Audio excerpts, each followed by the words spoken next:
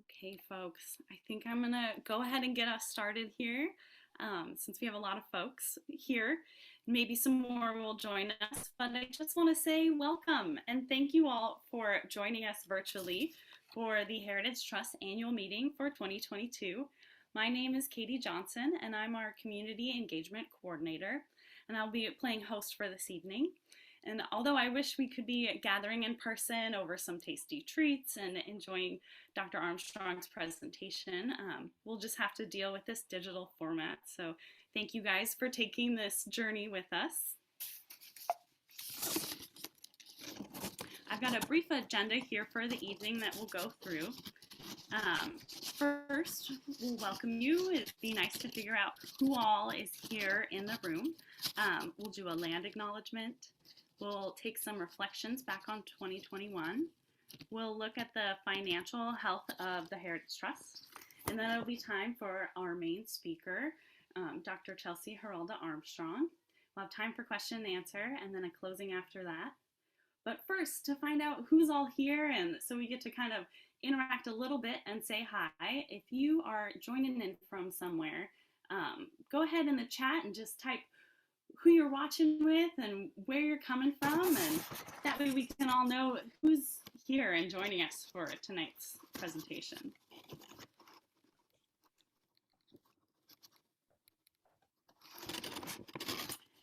And again, like I said, we're so happy that you've chosen to spend your Saturday evening with us. I can see all the people coming in on there. We got folks from all around, which is great.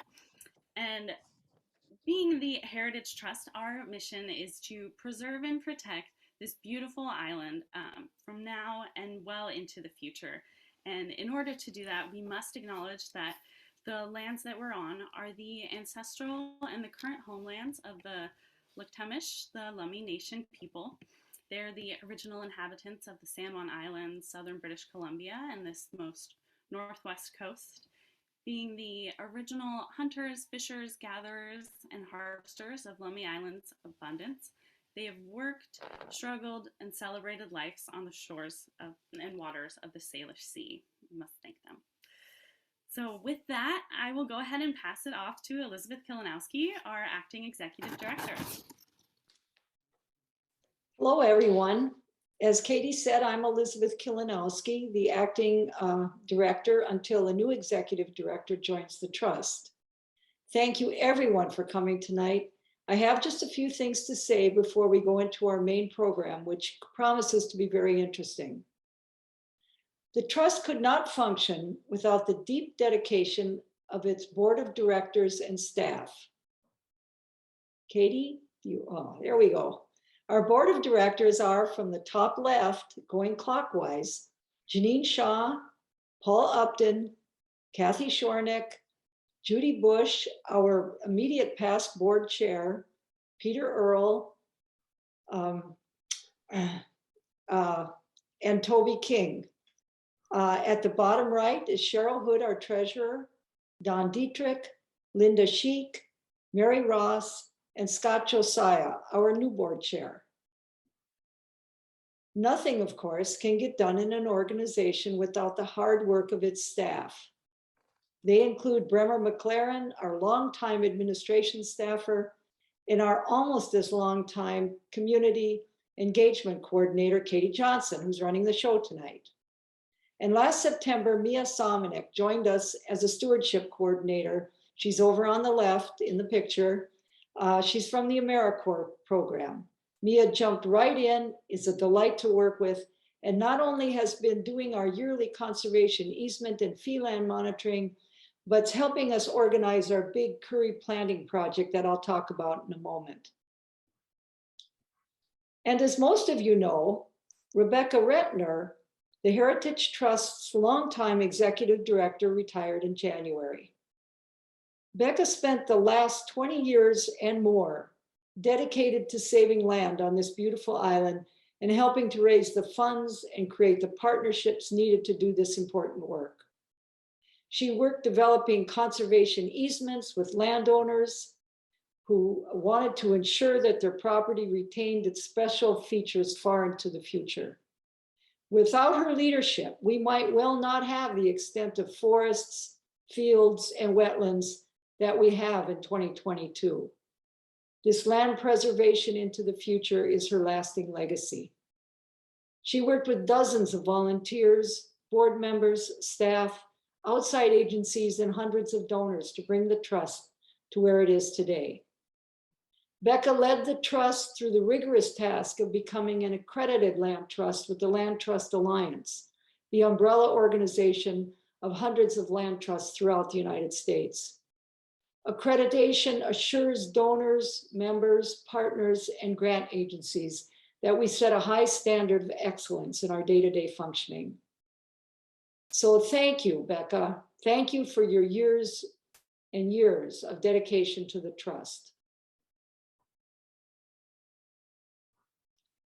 Under Becca's guidance, the trust successfully completed the legacy campaign earlier than expected. We now have an endowment that is a permanently restricted fund where interest can be used to support the trust well into the future. This fund will be used to provide the sustaining resources to support stewardship, educational programs, operating needs, and to be used to address opportunities and challenges that we might not even imagine today. It's going to continue as a legacy endowment. And if you're interested in contributing to it, please let us know. And even though our large gatherings, such as the auto picnic, could not be held in 2021, we gathered on Zoom for talks on geology, trees, bees and seeds, not beads, bees and seeds. We were even able to meet in person last summer for forest walks at the Auto Preserve, led by board member and forester Scott Josiah. We had poetry readings under Mother Maple and tours of the Eastern Preserve. And once again, we had a mushroom foray. Our Nature's Explorers program met again last year. Our many volunteers helped with spring cleanup at the Auto Preserve. We installed new fencing and our first memorial bench on the Baker Preserve. They continued the task of removing invasive plants such as tansy ragwort, holly, and Scotch broom from the Easton and Baker Preserves. They mowed the fields and participated in our second year of monitoring for giant hornets. In the fall, we participated in Orca Recovery Day. Almost 70 volunteers picked up over 400 pounds of trash from the island's beaches, preventing it from getting into our waterways. In the fall, we completed another phase of our restoration at the Eastern Preserve, bringing us closer to the day when it's going to open up to the public. Quigg Brothers, the contractor, removed 82 pilings and the old rotted ramp and the pier. This is going to allow kelp and eelgrass beds plenty of room to expand and provide habitat for fish and other wildlife. And this year at Easton, we will be working on removing riprap from the shoreline and creating a pocket beach where one existed historically. One of our big projects, starting in March, will be an afforestation project at the Curry Preserve. A large invasive blackberry patch was removed last fall, and the area will be replanted with native trees that historically covered the island. The almost 400 trees that we plant are going to help sequester carbon and be a wonderful place for respite in decades to come. Volunteers are going to help make this project happen. I'm going to leave you with a short, brief time-lapse video done by Islander Ed Lowe showing the structure removal at Easton. It's quite dramatic. And thank you again for being here. Have you seen this, Bill?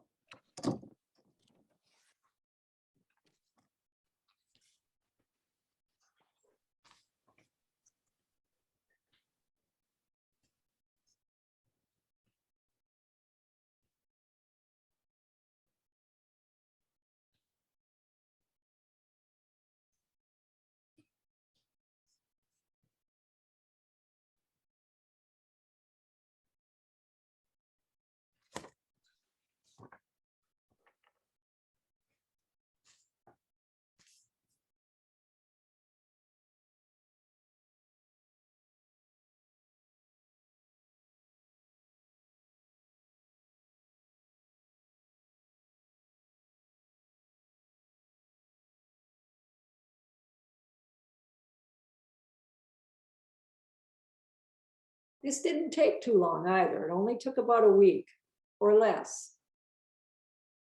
They did have to come back twice, or they were here once and then loaded up their barges and then had to come back.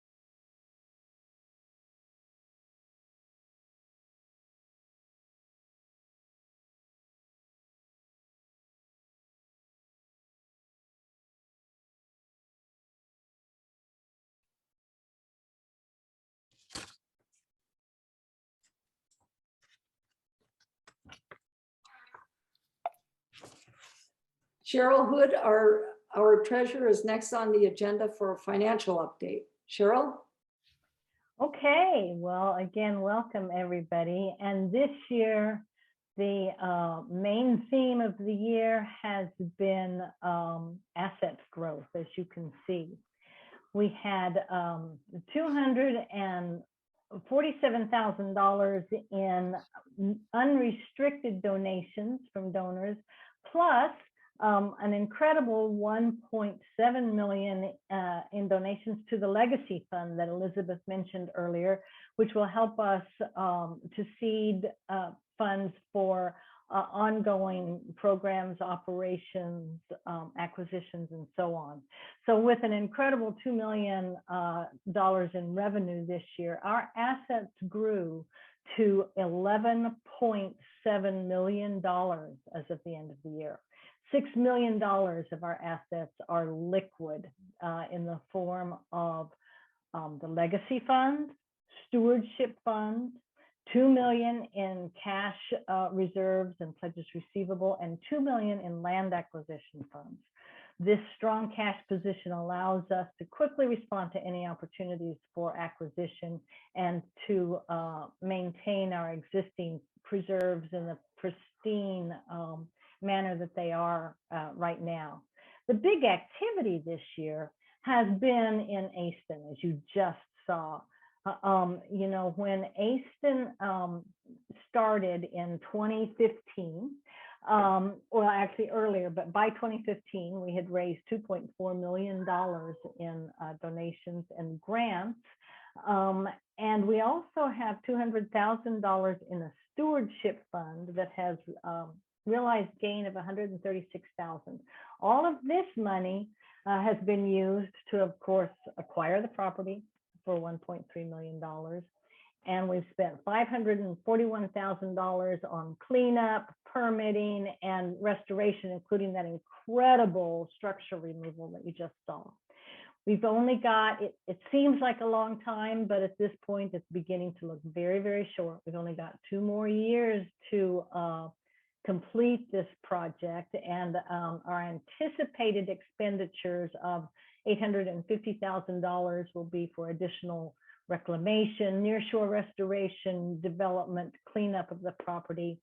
And in addition to the funds that we have, we anticipate grants incoming of about $400,000.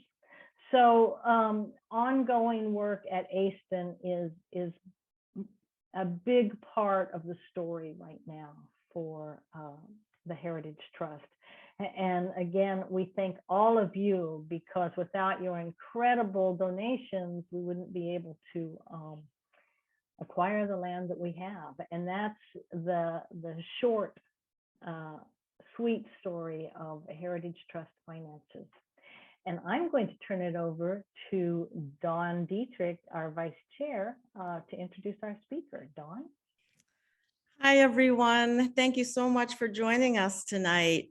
It's my pleasure to introduce Dr. Chelsey Geralda Armstrong, a historical ecologist and archaeologist specializing in ancient human land use and landscape archaeology. Dr. Armstrong is currently an assistant professor in Indigenous Studies at Fraser University and the director of the Historical and Ethnoecological Research Lab, or HER, H-E-R. In collaboration with Ts'msyen and Coast Salish First Nations and a team of scientists, Dr. Armstrong is documenting the historical ecology of cultural landscapes with a focus on traditional resource and environmental management. Ultimately, the goal of the HER Lab is to understand the role of history in shaping the structure and function of ecosystems and to interrogate the role of colonialism within environmental and heritage management research and policy.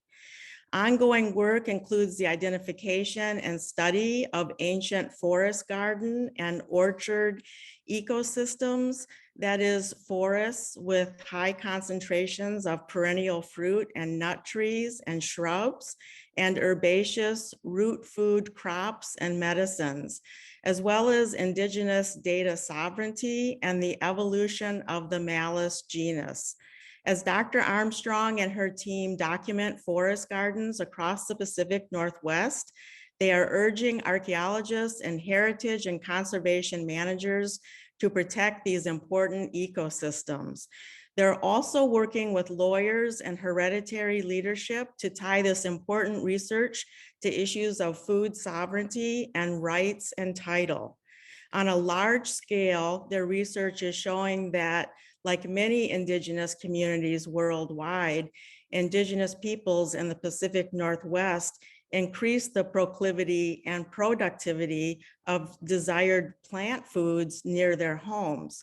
Not only does this challenge the long-held notion that indigenous peoples on the coast did not actively manage plants, it is also contrary to the view that human actions typically cause large-scale species turnover with net loss. Dr. Armstrong has donated her speaker's stipend for today's event to the Gitluum Hetswit First Nation land defenders. Please join me in welcoming Dr. Armstrong. Thank you so much for that introduction, Dawn, and it was really neat to hear about all the great stuff you're all doing with the Heritage Trust. And I'm just delighted to get a chance to talk to you all today. And you'll notice all my research is north of the border in Canada, but you know, we're in the Pacific Northwest, so there's bound to be some similarities between the research that I do up on the northern coast and some of the ecosystems that you're all dwelling in down there. So I hope that some of those some of those commonalities or common ground that might stick out to you all. I'll just share my screen here.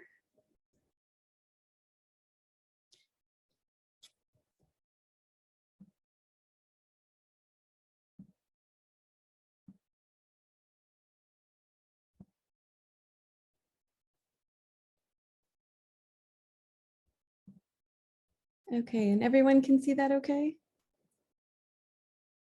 We're good to go? All right, so as Dawn mentioned, I mean, that was a great introduction. It really nailed kind of what we're doing here in my research program. But today we're going to focus on one aspect of that research, which is looking at what we call forest gardens, or you know, this kind of broader idea of forest management. And I'm looking mostly at this from the Coast Salish perspective and the Ts'msyen perspective, but I will talk about some outer coast forest management we see on in New Chalmers territory, for example, in northwestern Vancouver Island. And so there might be some neat parallels there with the type of ecosystems you're looking at down in Lumi country. Before I begin, I'll just kind of situate myself. I'm actually calling from Terrace today. So here is British Columbia here. You're all somewhere down in this area. I'm just up in the Skeena River country. So this is Kitsilus territory, specifically in the town of Terrace. I'm about a 2-hour drive from the Alaska Panhandle. We're pretty far north, but this is Kitsilus territory here. And so I thought, in addition to acknowledging that I am on their territory, I also wanted to plug a book by Mel Bevan. He's a Kitsilus elder. I'm actually currently on his territory, his house group territory, the Ts'msyen Raven territory. But this is a really neat book, and it just came out a few weeks ago. And so I thought, I'll just plug him. He's an elder, a politician, and he really does this he tells a fantastic story about Indian reserves in Canada. And there's just so much overlap between what he talks about and this idea of land use and conservation, and, how are we conserving things and to what end, and what is the baseline? I mean, there's all sorts of great stuff in there. So I'll plug that. But Kitsilus is one of the Ts'msyen nations that I'll talk about today. So I thought also mentioned that I am on their unceded territory here in Terrace, BC. So land use, this is a loaded term these days. What is land use? Well, I'm a historical ecologist, and so I'm kind of part of this legacy of researchers that look at ecosystems as both very biophysical places, but also very cultural places as well. And in fact, for the last few decades, historical ecologists have really come to realize that almost all ecosystems on Earth have been affected to some extent by people. And we're really starting to recognize this important role of human land use history in shaping a lot of the ecosystems that we interact with today. And a lot of human actions, these can be things that, or actions or practices that are sometimes, centuries or millennia old, and those actions are still affecting ecosystems today. So a good example of that are Maya forest gardens down in Mexico and Belize. These are ecosystems that look wild, but are, and maybe even a little messy, but are in fact managed by people. Amazonian dark earths, there's a kind of a cornerstone or touchstone research by historical ecologists that have shown, we now know, in fact, that some 40% of the Amazon rainforest is in fact growing from anthropogenic or human modified soils. And so this idea of kind of the wild or virgin Amazon rainforest is totally a misnomer. We know that people were actively managing the land to such an extent that it's completely affected the way the Amazon grows today. Its functions, its structure, its community composition is entirely affected by people. Ma'ala agroforestry in Hawaii is another example of this, where these agro ecosystem management practices have naturalized through time. So even after people stop these management practices, and certainly some continue to practice this today, but in some cases these management practices have naturalized over time. And so what look like wild ecosystems are not, in fact, purely wild. And beech nut forests in Eastern North America are another great example where, we assume that they are wild, but they are in fact, they've co-evolved with Indigenous peoples for some 2,000 years, mainly with the use of fire. So while most Indigenous communities know something or know the extent to which their lived landscapes have been managed, scientists are really only starting to catch up to this. For example, we know very little about human land use legacies in places like the Pacific Northwest. And one of the reasons for this, you can't blame scientists entirely. It's really hard to document or challenging to document some of these management practices, especially if they were meant to mimic natural ecosystem processes, which we do see happen quite a bit. And so one of the approaches used by historical ecologists, like myself, is to look at an ecosystem and just ask, how did it get this way? And the key is that we look at both the biophysical, but also the cultural processes and patterns, and where neither is necessarily the protagonist. And that's still a soft spot with a lot of natural scientists who say you're overemphasizing people, and social scientists say, well, you're overemphasizing the environment. And really the key is to just treat them both equally, and you get some pretty good results. So to document ancient forest management and Indigenous management in places like the Pacific Northwest, some of the things we might look for include plants associated with archaeological village sites, plant species that are growing outside their natural range, so geographically, but also outside their habitat ecologically, maybe people transplanting species from lower valley bottoms into the subalpine, which I'll talk about.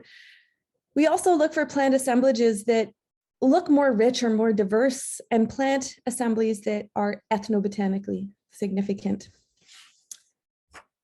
And this isn't a new idea or something that's completely novel to our research program. In the 1920s, a Smithsonian researcher named Alex Hrdlicka was working in Alaska, and he wrote about dozens and dozens of ecosystems whose plant communities reflected past Indigenous land use. He says one of the main results, so he's on a big expedition in the 20s and 30s in Alaska, and he says one of the main results of these expeditions has been the location of literally hundreds of ancient village sites. These sites present wide and in some cases seemingly absolute botanical differences from the rest of the region. With some experience, it is possible to detect such a site. Its vegetation is darker and much richer in development. Some of these plants apparently exist nowhere else in the region. And he goes on to list stinging nettle and cow parsnip and red elderberry, monkshood and fireweed, and other flowering plants as what he calls people indicators. Oh. And of course, beyond looking at just those biophysical type signatures or the composition and structure of plant species, people of course know that their ancestors affected assembly processes of different vegetation and forests in a given area. And this is the case throughout British Columbia, and I'm sure throughout Washington State as well. But for example, Alex Bolton from Kitsim-Kalem says that old villages are the best places to hunt because that's where all the broadleaf tree browse is. Claudette Charlie here from Chehalis notes that in her territory where apples grow is where people once were, and she's of course referring to the so-called wild Malus fusca. Fred and Morris Mason from Kitsilus say that the best fruit trees are always near old village sites, and Stacy Marie and Chris Arnett here in Inklakatmach territory around Lytton, they've commented on how fruit trees and shrubs aggregate near Inklakatmach rock art sites. So definitely a pattern going on there if you haven't caught on to it yet. Now, another reason that we do know so little about historical or ancient Indigenous land use and forest management in places like BC is because of two very problematic stereotypes that continue to persist in Western science and also in mainstream society in general. And so one of these stereotypes is that Indigenous peoples of the Pacific Northwest were passive land dwellers, and they couldn't have possibly managed such vast and wild forest systems. And then I still hear this often, surprisingly, from folks, bureaucrats and consultants. This comes off, like these big, massive conifer forests. How could people have possibly had the technology or the know-how to manage them, which I'll get into. But the other stereotype is this idea that people were cavalier about terrestrial resources, choosing to focus instead on marine and river resources. So this idea of the hyper salmon hypothesis that people were just focused on fish and nothing else. And of course, for those of you that do know her, or even those that don't, Nancy Turner has spent the better part of her career debunking this kind of salmon-focused hypothesis, and her new book, Plants, People, and Places, really debunks some of these myths, and that plants were playing an incredibly important part of people's diets. In some cases in the southern interior, for example, plants made up something of like 80% of people's diets. And so there's been this downplaying of plants, but one of the other reasons that it can be challenging to document or to put together these narratives of plant management is that it's just so diverse. And so again, I'm focusing on British Columbia here, but the same is true if we move down into your part of the region. It's just incredibly culturally diverse area. So just as an example, and we often use language as a proxy for cultural diversity, there's 11 Indigenous language families across Canada, 11 language families, and 7 of them are in BC. And just to give you a comparison, there's only 3 language families in Europe, 3. And so we're dealing with 7 language families here, 7 out of the 11 in Canada. I mean, this is a wildly diverse area.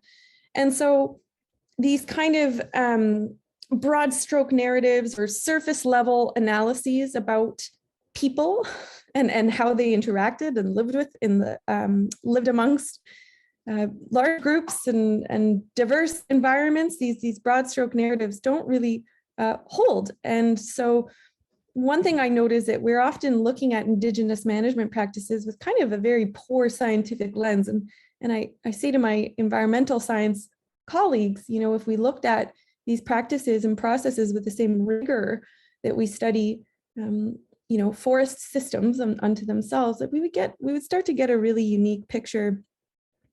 And so this is the task of the historical ecologist. It's to build open-ended, I would say open-ended narratives, I guess, and to build these research frameworks that challenge some of the colonial assumptions and that challenge some of our ideas around land use and management in order to build an accurate understanding of the past. And this has implications. I mean, just hearing the introduction to this meeting, you know, conservation is a huge, kind of a bold question, right? Conserving for what, to what end, and at what baseline? And, you know, it often has this idea of keeping people out, right? You conserve, you keep people out, and there's kind of this, this idea of like a homeostatic regime. You know, people are often part of these so-called wild places. And so we really have to consider that as we move forward in different types of policy and conservation programs. And so this sort of dialogue around, or narratives around human land use globally, and then also looking at the more localized aspects of land use, this led to the recovery of Indigenous forest gardens. So forest gardens are semi-open forests of small fruit and nut trees and fruit shrubs, had a very interesting array of herbaceous root foods and medicines. Broadly speaking, these ecosystems include a kind of spotty or open canopy of things like Pacific crabapple, red elderberry, wild cherry, black hawthorn, Saskatoon berry. And then there's a kind of shrub layer. Again, these aren't perfect layered systems. It's kind of an idealized profile here. You can see it's a little messier up in this forest garden where Natasha Lyons and Michael Blake are. But there's a shrub layer of vaccinium and rubus, so blueberries, huckleberries, salmonberry, soapberry, high bush cranberry, and then a ground layer of wild onion, northern rice root, wild ginger, and tons of other species. These are just really incredibly biodiverse areas, especially when you compare them to their adjacent conifer forests. And I should note the characterization of these places, this is a very broad definition since they vary so much from site to site, whether you're you know, directly on the outer coast or maybe perhaps you know, up the river, a little inland. Of course, there's differences between north and south. And we're just really starting to understand these ecosystems, but we know that they occur exclusively near archaeological village sites, and that's been an incredibly important indicator throughout this project. You know, we often get the question, well, how do we know these places aren't wild? And the first thing we do is kind of consider their archaeological association. I've now identified 14 of these gardens in throughout so-called British Columbia, but here I note the Orchard Forest Garden on the outer coast of Vancouver Island in Nuchatlit territory, which might be of interest, kind of just the structure and function of the ecosystem there would most likely resemble anything going on down in this part of the world. But we've also located them in Ts'msyen territory, in Gitxsan, Lukadziwas territory, and then down here on the Fraser River, especially around the reserve of Chehalis on the Harrison River. Interestingly, I should say, there was 2 times where we located forest gardens and thought, aha, okay, this is the wild version. These places maybe are, you know, a little more wild than we thought. I was fishing with my partner on the Lake Else River here. And sure enough, so I see all these species co-occurring together. I'm flagging it and thinking, okay, this is maybe wild. And then after talking with a colleague at Kitsilus, we later figured out that that was actually an old village site. And so it's actually been helpful for us to identify village sites, but it also, of course, tells us that these places aren't, there's no natural analog for them. Now, despite these species, kind of, as I said, these guys here are co-occurring, one thing that we have looked at as far as the kind of development of a methodological framework for studying these places and understanding them is looking at what we call the broader phytogeographic patterns. So this is kind of, you know, how they play out on the larger landscape and what their distribution is like. And hazelnut is a really good example of that. And I wonder if there's any hazelnut down on Lumi Island. I would be interested to know. Perhaps one of you can put that in the comment section. I know there's a Californica variety that does do well on the coast here. So that will be an intro. I'd be interested to hear that. But this is a shrubby deciduous plant. It produces oily and nutrient-rich nuts. The shoots are incredibly pliable, softwood that folks really like to work with for snowshoes, for bows. We know that Gitxsan and Nklakatmach elders talk about hazelnut management, often using prescribed fires. So hazelnut loves fire. You know, fire management is a common tool on the Northwest coast. And so we see it especially targeted for hazelnut management. We also know that hazelnut was transplanted very long distances. So I don't have time to get into it, but we have written about this.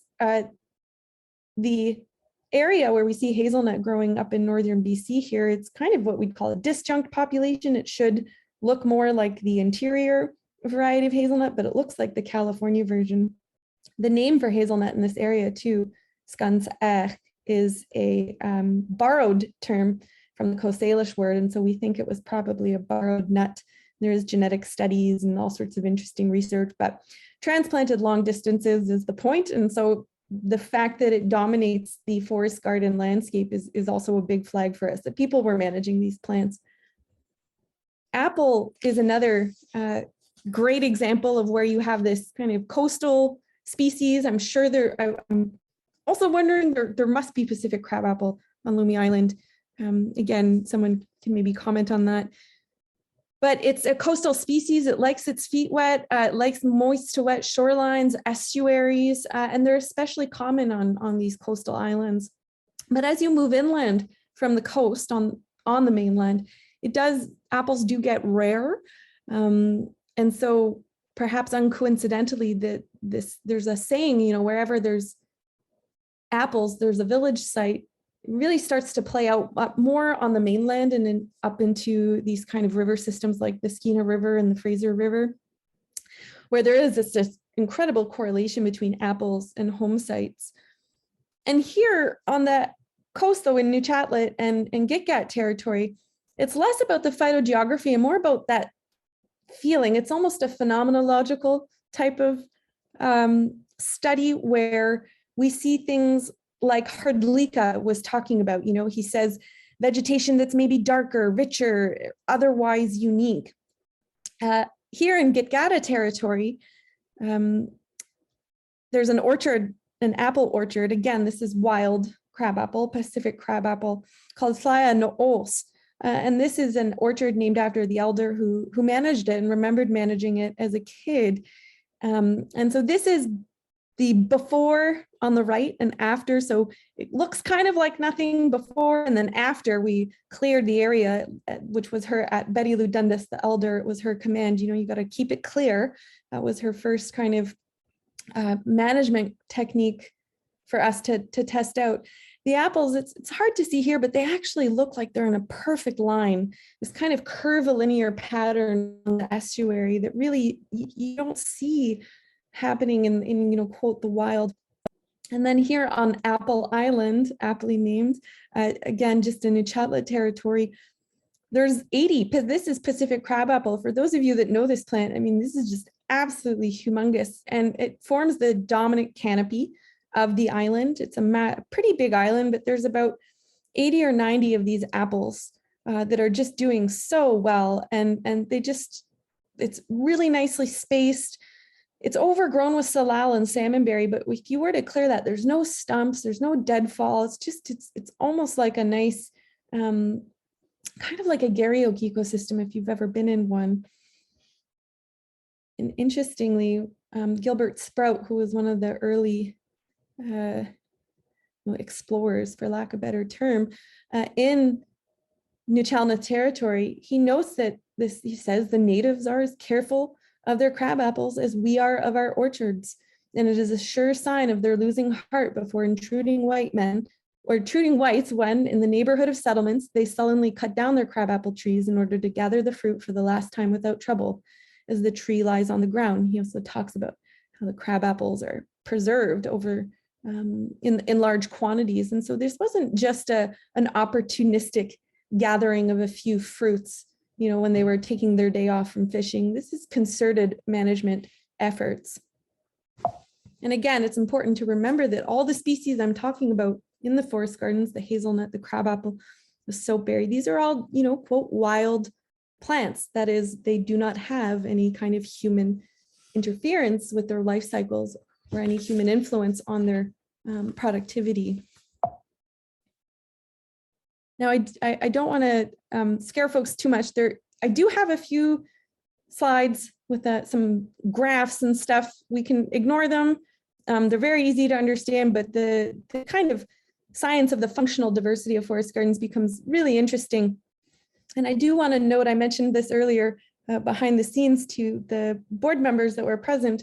This research that I did on the functional diversity of forest gardens was actually done in collaboration with Alex McAlvey. He's a botanist that I've worked very closely with for the last 10 years, and he's at the New York Botanical Garden.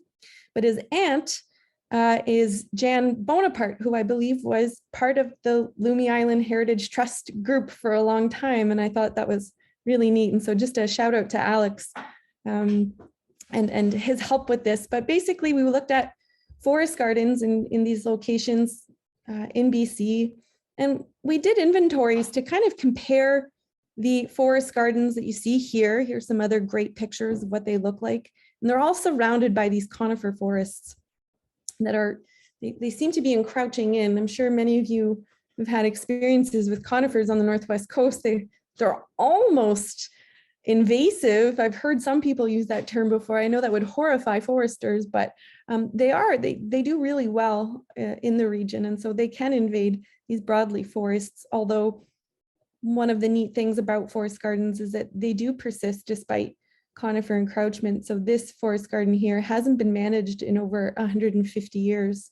You know, if this was a clear cut, if this was just something after logging, those conifers would be in there after 20 years. And so they're part of their unique arrangement is that they are very resilient, very functionally diverse. They can withstand conifer encroachment.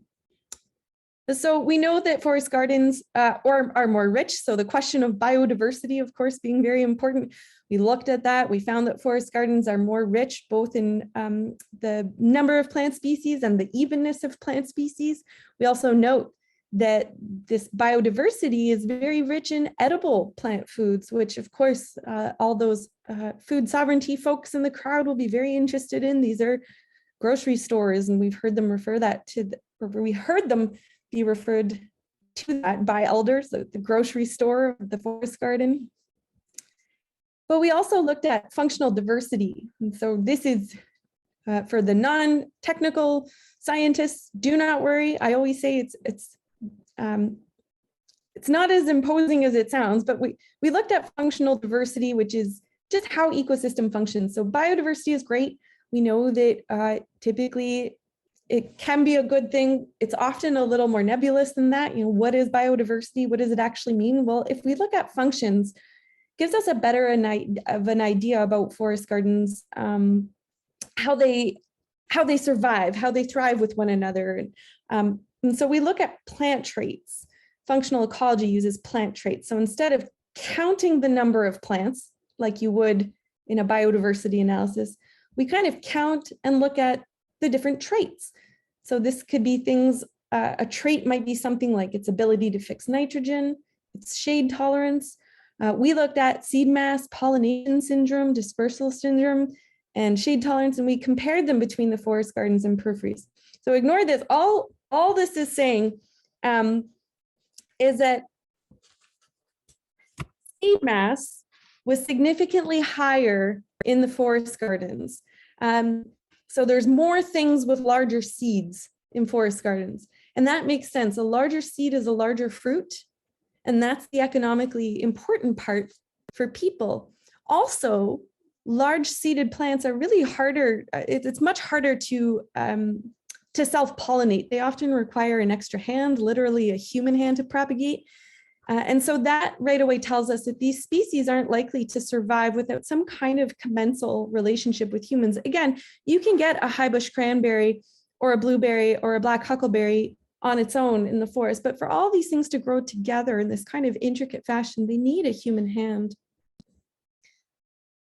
Shade tolerance was really interesting. People often talk about these types of landscapes as looking open. I mentioned earlier a spotty canopy. Compared to periphery forests, we thought that shade, you'd get a lot more shade intolerant plants in the forest garden, but in fact, that's not true. And all this is showing that all these plants in the understory that like shade are actually thriving in these areas. So forest gardens are really great for outcompeting things like your, the Himalayan blackberry. Well, forest gardens are the antithesis to Himalayan blackberry. They keep blackberries out. They just don't thrive because they don't like the shaded understory that forest gardens occupy. And so we're working with this in Chehalis Reserve to kind of mitigate some of the black huckleberry invasions in the area, which of course are very strong. We also, I combined these last two traits. Again, ignoring the box plots, which can be like an eyesore to a lot of people, and I get it. All this is saying is that forest gardens have a higher frequency of animal dispersed and animal pollinated species. And so all that's saying is that forest gardens are the result of animal movement. And of course, humans are included in that category. But on top of that, what this tells us is that after people departed from their village sites and these gardens were kind of left there, so after the cessation of management, again, about 150 years ago, these forest gardens began providing very important and unique habitat for animals and pollinators seeking food. These are huge biodiverse breaks of nice broadleaf browse and berries in otherwise very, your continuous kind of conifer forest landscapes. And at all sites, moose, bear, and deer are really common. And just like the elders say, they know this, right? We don't have to tell them this. They're very well aware. Alex Bolton from Kitsinkalem talked about villages as being the best places to hunt. People actually talk about returning to the old villages. A lot of the elders talk about going back in the 50s and 60s because it was just really skookum hunting ground. So again, forest gardens, really important in the past as food stores for people, but today continue to provide really foundational habitat for and resources for animals and pollinators. Just finishing up here, I wanted to plug some really cool research that we're doing in Chehalis territory, recognizing the historical and ongoing land use of these sites. There's been a lot of interest from the nation to use forest gardens for their explanatory power in our understanding of modern forest conditions. So we've been working a lot with the forestry folks at Chehalis, trying to find a way to maybe map these things, right? Wouldn't it be great to get some LIDAR for Lumi Island and say, this was a place that maybe forest gardens would do well, or that sort of thing. So we're really looking at some of the technical aspects of forest garden mapping, and also looking at the kind of raw archaeological types of data. So looking at phytolith analysis and paleoethnobotanical analysis, trying to figure out okay, how big were these things in the past, right? Are we talking this kind of massive landscape scale, or were they more like smaller home gardens? How old are they? Are they 500 years old? Are they maybe thousands of years old? We really don't know. But at Chehalis, and it's talked about, if I can plug, for all you audiophiles, Future Ecologies, if you're not on this already, incredible podcast. But they recently posted a forest garden episode, and they talked with Willie Charlie and Stephanie Leon, both members of Chehalis, and talking about how forest gardens, they've developed their own working group to bring these places back to life for food security and food sovereignty initiatives, and also for a title case where it shows, that they use the land, which of course is the gold standard for showing title to the crown. So there's a lot of interesting work there. If you do listen to this episode, you get a bit of a deeper dive on what forest gardens are. And of course, you get to hear from the folks themselves on the ground. So I do recommend it if this sort of thing interests you. At Kitsless, same thing. We're doing kind of this combined archaeological, community-based research, forest garden research that's designed entirely by the community to bring these places back to life. That's the key. I mentioned at Chehalis, the archaeology, this is kind of some of the stuff that I'm doing. So we dig holes in the ground, we find plant fossils, we date them, we try to figure out how old these ecosystems are. So at the top here is a hazelnut fragment, that's a hazelnut shell fragment, and down here is a black hawthorn, and we dated them to over 500 or just about 500 years ago. So pushing back the legacy well before European contact. And again, I will plug, we just published a book on forest gardens and plant use in Kitsillas territory. It was, I just finished it. We're in print. So if you are interested in this sort of thing, you can shoot me an email and I'll happily send you a copy. All the rights, copyright, all the rights and royalties all go back to the Elderberries, which is a elders working group at Kitsillas. And that's it. I will end my talk there. I'd like to, of course, thank you everyone in the group. And I'm happy to take questions. I'm actually happy to first find out if there's hazelnut on the island. I think that's my first question.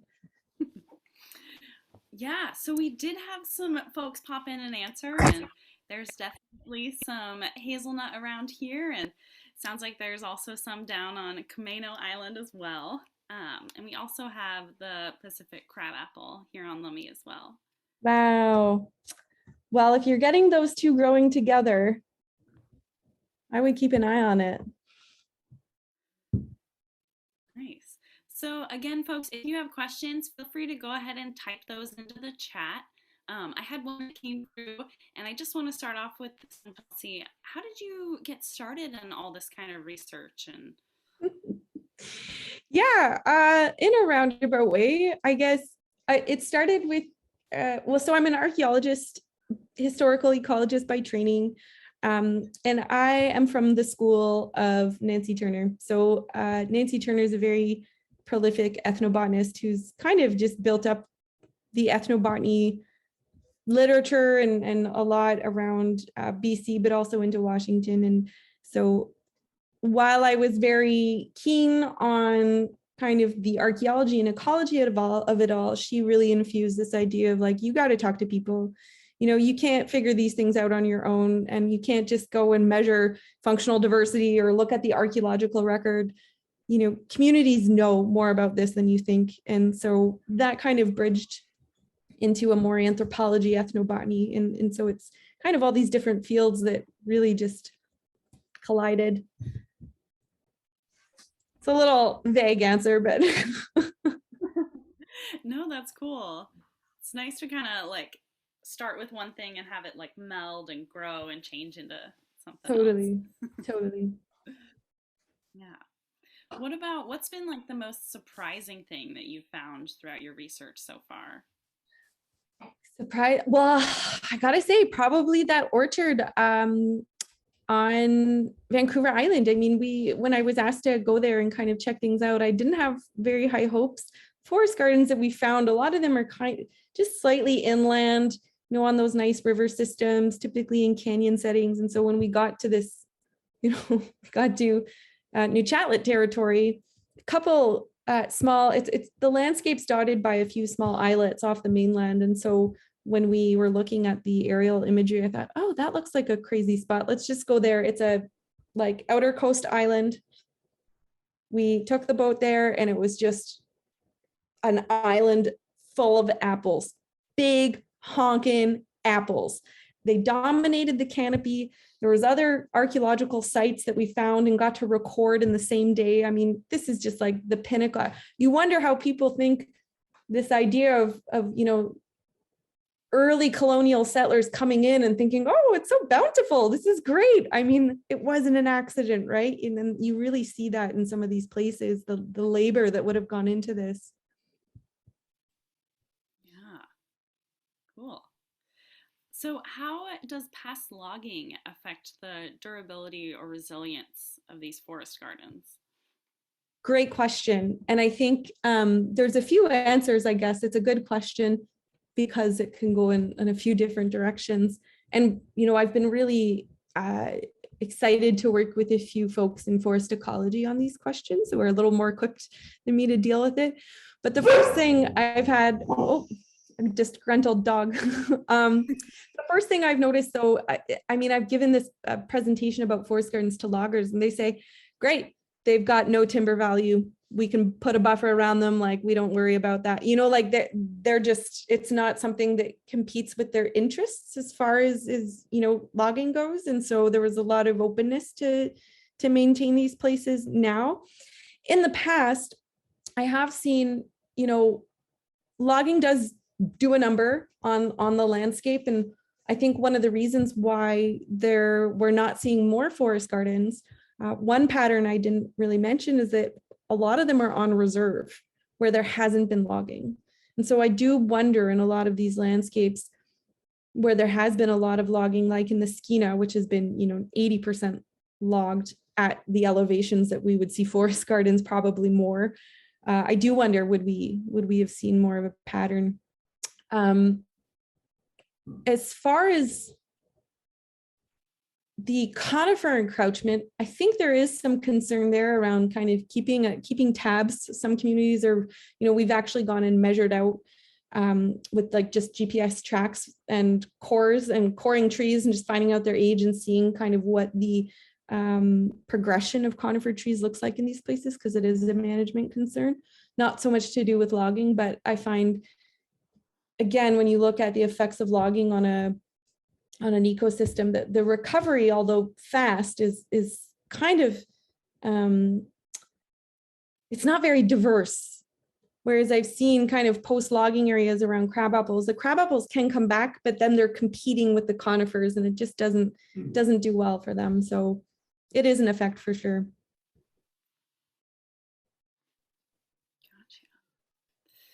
Gotcha. Can you speak more on the use of fire in Indigenous land management? I mean, that could be a whole nother talk. Yeah. So one of the things I didn't get to talk about, but in our excavations of the forest gardens at Kittilas, there's very kind of fine archaeological deposits, and then on top and underneath them in those strata, so before and after the kind of settlement, there's very clear evidence of fire. Fire in general is kind of, the quintessential management tool. I know researchers in Europe have claimed that people essentially co-evolved over the last 80,000 years with forests using fire as a management tool. And of course, the last 100 years is kind of the first time fire has been suppressed in the Northwest for probably thousands of years. So we're looking at kind of we're still uncovering to what extent, people manage the landscape with fire. So for example, it's not just, okay, let's go burn the forest. There's very concerted efforts around point burning. So for example, hazelnut, the way we understand hazelnut management with fire was very kind of targeted small scale fires around the base of the hazelnut. Whereas if you're talking about blackberry management with fire, elders in Gitxsan country talk about brushing the huckleberry first, piling it, and then burning it in situ. There's lots of different things from the ethnographic record that we know.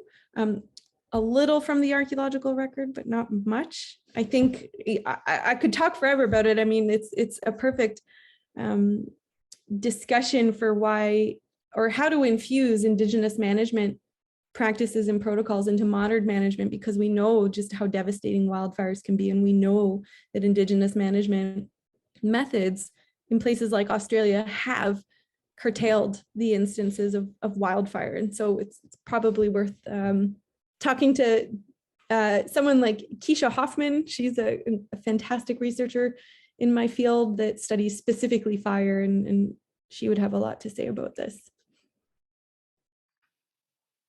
Cool. Nice. One more question. So have there been any forest gardens researched or located around in the Puget Sound or the San Juan Islands that you've heard of? Or great question. So we actually, through my colleague Alex, who again, whose aunt is Jan Bonaparte, he was very adamant that these things probably don't stop at the border. And I couldn't agree more with him. And so we've actually just started partnering with Sarah Gonzalez, a researcher at Washington State, as well as Charlotte Cote, another researcher at the university, Joyce Lecomte-Mastenbrook, who is a Seattle-based ethnobotanist doing incredible work. And the goal for them is to identify forest gardens in Washington. So stay tuned. I'm sure they'll find something. Linda Storm has done a lot of work on kind of Camas prairies in Washington as well, and she's particularly interested in this question. So yeah, stay tuned. Nice. Yeah, it's really exciting, this area of study and what's coming out about it. So it's 7:33. Do you think it's time to wrap up? Are there any more questions? I don't see any.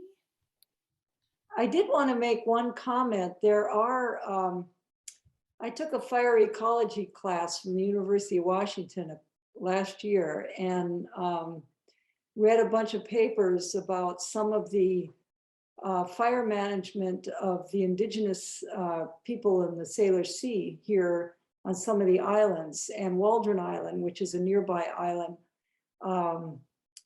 had a Gary oak forest, and which they found out was managed by, low intensity fire.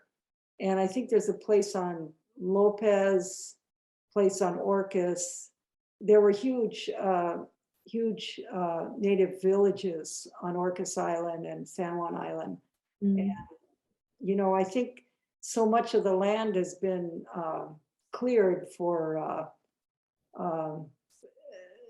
agriculture, that to find some of they might not exist anymore, but in a couple of places there might be something like that on the islands.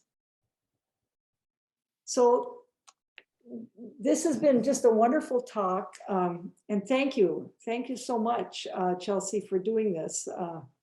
And I'm hoping that people will take the time to follow some of your research.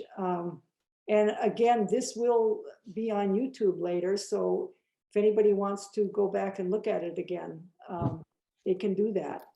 So thank you everybody for attending. This talk was the first presentation in our speaker series that we're calling The Stories We Tell About Nature and The Stories Nature Tells About Us. So please join us in the months ahead, and you can find more information about this on our website. So good night, everybody. Thank you for coming. Thank you, Chelsey. Thank you so much. Thanks for having me. Bye. Thank you. It was great. Thank you. Sorry to have to end this, but bye.